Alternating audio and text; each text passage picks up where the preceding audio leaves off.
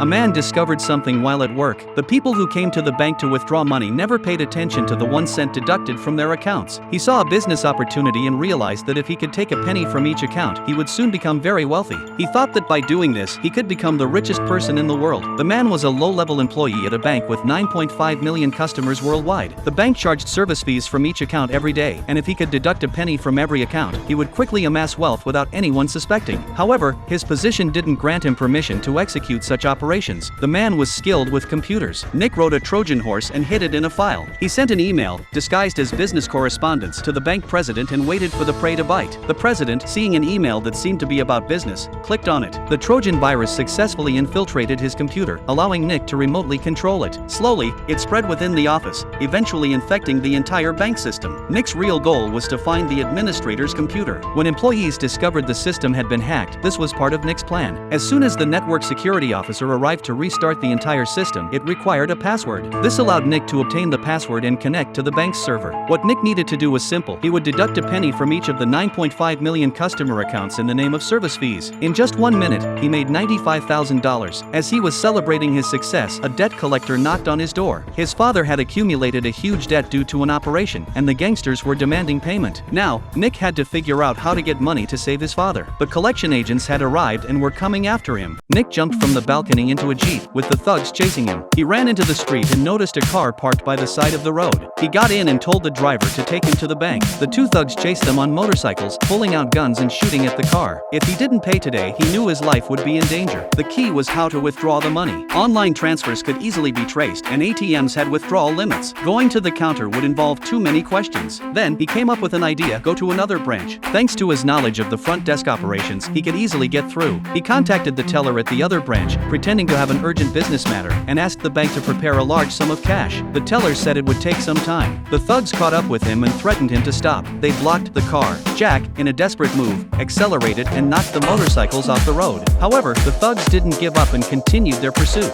Nick reached the bank and met with the bank manager. When the manager asked for his employee ID number, Nick quickly forged a fake one on his phone. With the money in hand, Nick was about to leave when the manager stopped him. The manager couldn't understand why Nick didn't bother to count the money before taking it. Nick replied, saying that the bank never tricks its customers. The manager was pleased with Nick's response. Nick had successfully made the money he needed.